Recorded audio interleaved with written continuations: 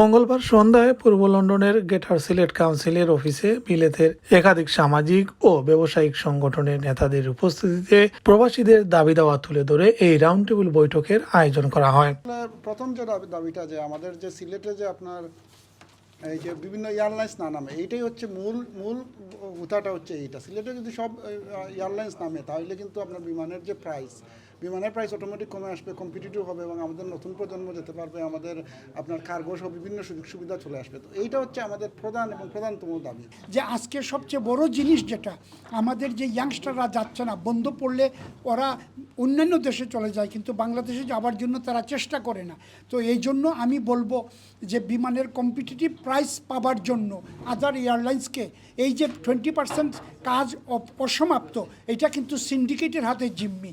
যেহেতু এখন সিন্ডিকেট প্রথা শেষ, নতুন আমরা স্বাধীনতা ভোগ করতেছি, কাজেই আমরা এই দাবিকে প্রায়োরিটি দিব। সভায় প্রবাসীদের সাথে আলোচনা করে জরুরি ভিত্তিতে বেশ কয়েকটি দাবি তুলে ধরা হয়।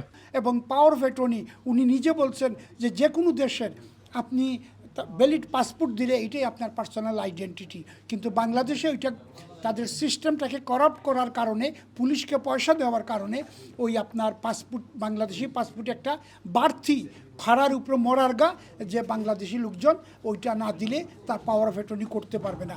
ওই দুইটা জিনিস আমরা ইমিডিয়েট এটা প্রয়োজন হয়, আমরা ওনাদের কাছে আগেই এই দাবিটা পৌঁছাবো যে ইমিডিয়েট যাতে এই সমস্যাটার সমাধান হয়। আপনারা এই দাবিগুলো কিভাবে তুলে ধরবেন?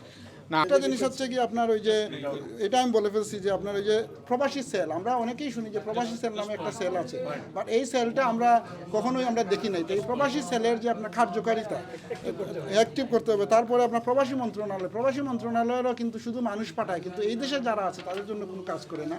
তো এইটা যদি করা হয় এবং আমাদের দেশে যে আপনার বন্যার ফলে যে আপনার যে নদীগুলো ড্রেজিং না করার কারণে যে বন্যাগুলো হয়, তো এই নদীগুলো সবসময় বৈজ্ঞানিক উপায়ে ড্রেজিং করা। এবং আমাদের আরেকটা দাবি হচ্ছে যে এখানে যেহেতু স্টেক হোল্ডার বেশিরভাগই সিলেটি একজন উচ্চ পর্যায়ে হাই কমিশনার যদি দেওয়া হয়, তাহলে আমাদের মনে হয় আমরা স্টেক হোল্ডারের দাবি দেওয়া এবং অনুভূতি বুঝতে পারবে। এটার সাথে আমি একটা এড করতে চাই যে সিলেটের যে উসমানী ইন্টারন্যাশনাল এয়ারপোর্ট, এটা দীর্ঘদিন আগে সিদ্ধান্ত হয়েছে এবং দীর্ঘদিন আগে এটা বাস্তবায়নের জন্য স্কিম দেওয়া হয়েছে। আমাদের দাবি হলো যে এই আন্তর্জাতিক এয়ারপোর্ট এখন পর্যন্ত বাস্তবায়ন হয় নাই কেন, এবং কারা এটাকে এতদিন ধরে জিম্মি করে রেখে সিলেটিদেরকে বঞ্চনার সম্মুখীন করেছেন, এইটার একটা সুষ্ঠু তদন্ত হওয়া উচিত এবং তদন্ত করে বের করে এই সিন্ডিকেটকে শাস্তি দেওয়া উচিত, যাতে করে আর কোনো সময় এরা অন্য কোথাও এই ধরনের সিন্ডিকেট ক্রিয়েট করে এই মানুষকে বঞ্চিত করতে না পারে। Thank you. Senate Council, this is the only organization that we have done roundtable discussion. We were the first one to start this conversation and discussion.